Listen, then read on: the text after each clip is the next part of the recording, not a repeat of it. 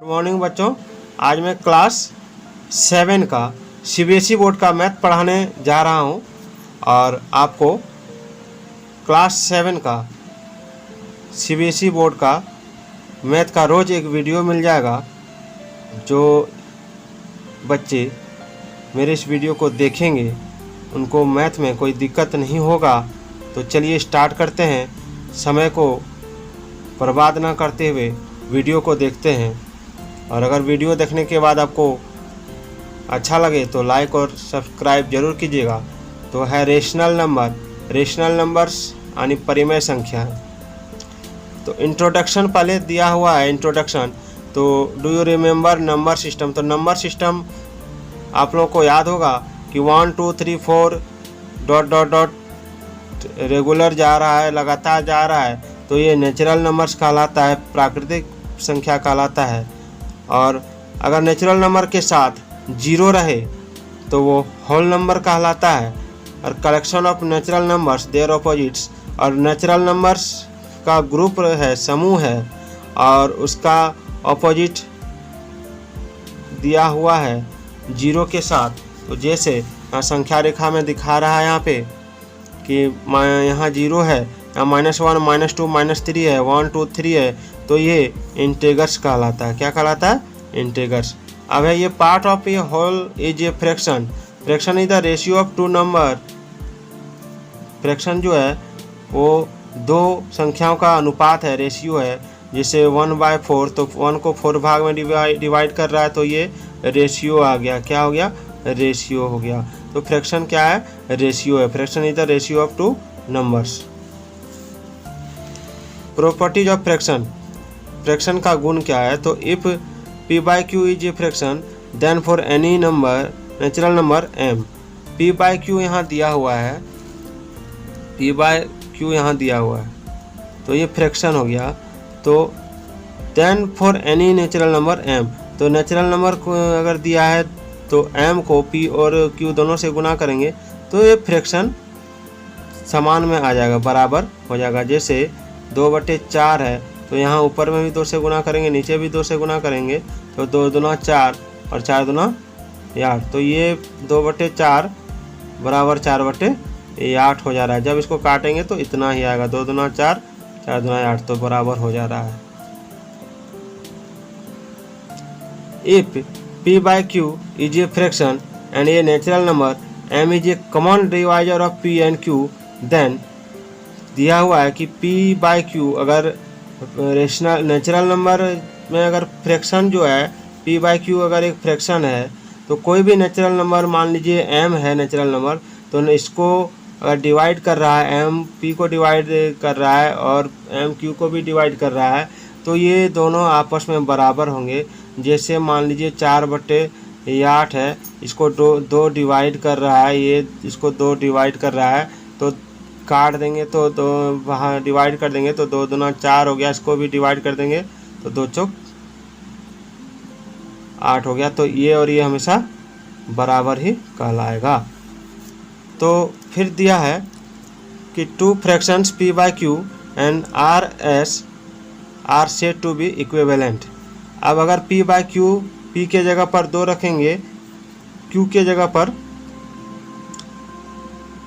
4 रखेंगे, और r/s are said to be equivalent if, तो p इसमें फिर वही सिस्टम रखेंगे।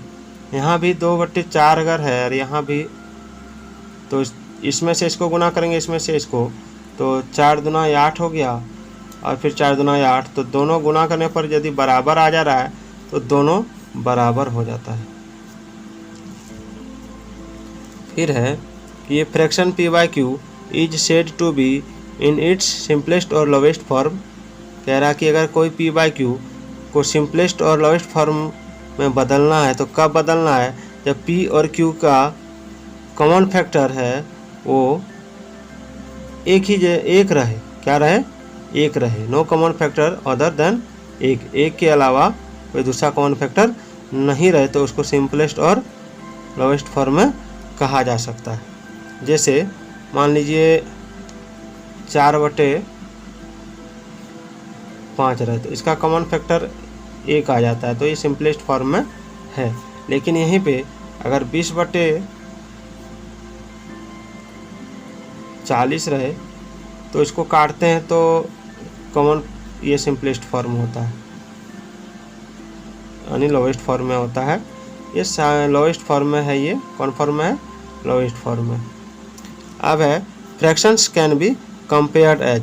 फ्रैक्शन को किस तरह कंपेयर करते हैं, तो p/q दिया है और r/s दिया है, तो p को q से गुना करेंगे और q को r से गुना करेंगे। यदि q और r को गुना करने से ये बड़ा हो जा रहा है, q और r वाला का गुना करने से तो ये बड़ा हो जाएगा। अगर इसको इससे गुना करेंगे तो ये छोटा हो रहा है।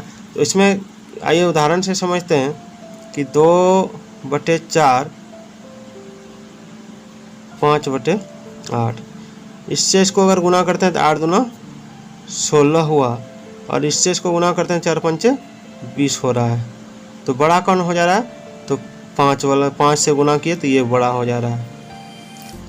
अब चलते हैं p/q बराबर r/s, इसको और इसको गुना करेंगे तो यदि गुना करने पर दोनों बराबर आ जा रहा है तो ये आपस में बराबर होंगे। इसका जो सिस्टम है सेम इसी तरह है। अब है let us do some problems to revise our memory. अब यहाँ -212 प्लस 384 माइनस 137 है, तो -212 है तो -212 का 212 ही रहेगा, प्लस 384 है, ये माइनस प्लस हो जाएगा तो 384 प्लस 137, फिर ये दोनों जुट जाएगा और इसमें घट जाएगा। जब छोटा से बड़ा घटेगा तो बिना माइनस का रहेगा। तो ये तरीका था सिंप्लीफाई करने का। अब है rational number. In class 6 we have dealt with negative integers. हम लोगों ने क्लास 6 में नेगेटिव इंटीजर के बारे में पढ़ा था।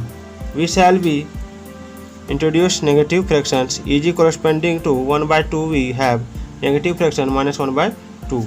1/2 का नेगेटिव फ्रैक्शन -1/2 हो रहा है। तो fraction with corresponding negative fractions and zero constitute the system of rational numbers. The word rational comes from the word ratio. Rational number जो वर्ड दिया है, रेशनल जो वर्ड दिया है ये रेशियो से बना है। तो एनी नंबर, यहाँ पर देखिए लिखा है कि any number which can be expressed in the form of p/q where p and q are integers and q is not equal to 0 is known as a rational number. यानी कोई भी rational number जो होता है p/q के रूप में होना चाहिए, जहाँ पर p और q दोनों इंटीजर्स में रह सकता है और q के बराबर 0 नहीं होना चाहिए, तो ये रेशनल नंबर कहलाता है।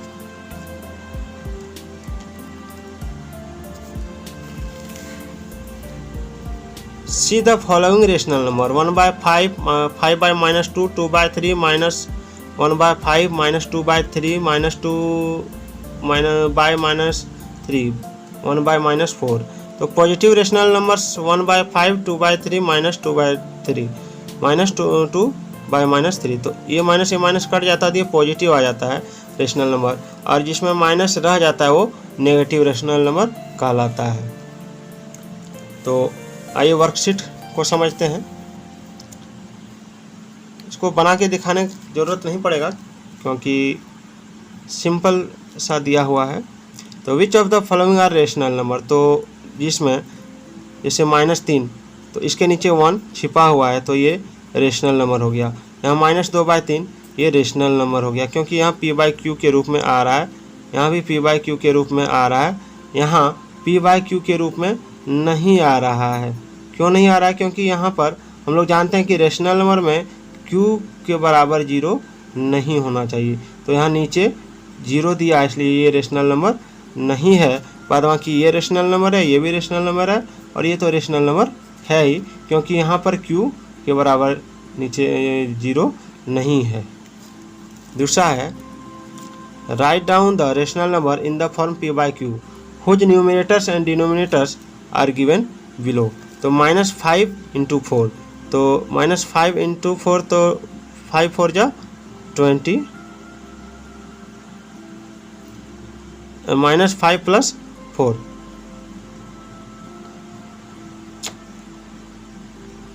When we multiply -5 × 4 = 20 and -5 + 4, तो यहाँ माइनस में ये जो अंक है 5 ये माइनस में है और ये प्लस में है। तो जब प्लस का साइड वाला माइनस का साइड वाला छोटा नज़र में आता है तो -5 में 4 को जब घटा देंगे तो यहाँ -1 हो जाएगा। कितना हो जाएगा? -1 हो जाएगा। जब -1 हो जाएगा तो इसको p/q के रूप में लिखेंगे तो -20/-1 हो जाएगा। तो ये हो गया। दूसरा है 64/4। तो इससे इसको डिवाइड करेंगे तो 16 आएगा और इससे इसको घटा देंगे तो 32 में 18 गया तो कितना हो जाएगा? 32 में 18 गया तो 32 में 18 गया तो 12 में 8 गया 14 हो गया यानी 14 हो गया। 32 - 18 = 14। तो अगर आपको समझ में आ रहा है तो मेरे चैनल को लाइक और सब्सक्राइब जरूर कीजिएगा। तो चलिए आगे के सवाल। Which of the following are positive rational number? -2/9, 3/-5। तो इसमें कह रहा है कि कौन सा पॉजिटिव रेशनल नंबर है। तो हम लोग जानते हैं कि जिसमें माइनस का चिन्ह नहीं रहे, माइनस का सिंबल नहीं रहे तो वो पॉजिटिव में आता है। तो इसमें माइनस का सिंबल नहीं है तो पॉजिटिव में है। इसमें देख रहे हैं कि माइनस का सिंबल है तो कंफ्यूज होने का कोई ज़रूरत नहीं है। इसमें माइनस ऊपर नीचे अगर है तो माइनस कट जाता है तो 3/19 आ जा रहा है तो ये पॉजिटिव में आ जाता है। किस में आ जाता है? पॉजिटिव में। ये भी पॉजिटिव में आ जाता है। इसमें माइनस में है तो ये नेगेटिव में आ गया, इसमें माइनस में है तो ये नेगेटिव में आ गया, इसमें माइनस में है तो ये नेगेटिव में आ गया। अब है 4 number. Answer the following which integer is neither positive nor negative. कौन सा इंटीगर है जो ना पॉजिटिव है और ना ही नेगेटिव है? तो इसमें क्या आंसर हो जाएगा? इसमें 0 आंसर हो जाएगा। क्या हो जाएगा इसमें आंसर? 0 हो जाएगा। क्यों हो जाएगा? कि 0 ना नेगेटिव में आता है ना पॉजिटिव में आता है। तो ये rational number can always be written as p/q। Is it necessary that any number written as q/p? तो इसमें आंसर हो जाएगा नो, क्योंकि p/q के रूप में अगर कुछ है तो उसको q/p के रूप में नहीं लिख सकते हैं, इसमें नहीं लिख सकते हैं, इसलिए इसको नो लिखेंगे इसका answer. State whether the following statements are true, if not justify your answer with an example. तो चलिए इसको जस्टिफाई करते हैं। Every whole number is a natural number. तो नेचुरल नंबर में जो होता है वो 1 से स्टार्ट होता है और होल नंबर 0 से स्टार्ट होता है, 0 1 2 3 से चलता है। और नेचुरल नंबर जो है वो 1 से स्टार्ट होता है, 1 2 3। तो होल नंबर जितना भी होल नंबर है वो नेचुरल नंबर नहीं होता है, क्योंकि 0 से होल नंबर स्टार्ट होता है। Every natural number is an integer, ये सही है। एवरी नेचुरल नंबर इंटीगर होता है। Every integer is a whole number, हाँ नहीं, ये गलत है, क्योंकि जितना भी इंटीगर है अगर वो माइनस में है तो माइनस में होल नंबर नहीं होता है। जैसे -1 -2 ये होल नंबर नहीं है। Every integer is A rational number, ये सही है, क्योंकि जितना भी रेशनल नंबर है -1 रहे, -2 रहे, 0 से रहे, 1 रहे, 2 रहे, 3 रहे, यहाँ -1 रहे, यहाँ -2 रहे, तो ये रेशनल नंबर होता है। Every rational number is a fraction, ये गलत है, क्योंकि जितना भी रेशनल नंबर है अगर वो माइनस में है तो वो फ्रैक्शन नहीं होता है। Every fraction is a rational number, ये सही है। फ्रैक्शन जो भी फ्रैक्शन रहता है वो रेशनल नंबर में रहता है। तो बच्चों, आपको आज का ये वीडियो अच्छा लगा होगा तो वर्कशीट 1 को मैंने बिना कॉपी और बिना पेन से आपको बना के दिखा दिया। तो चलिए मिलते हैं अगले वर्कशीट 2 पर कल एक नए वीडियो के साथ। तब तक के लिए जय हिंद, जय भारत।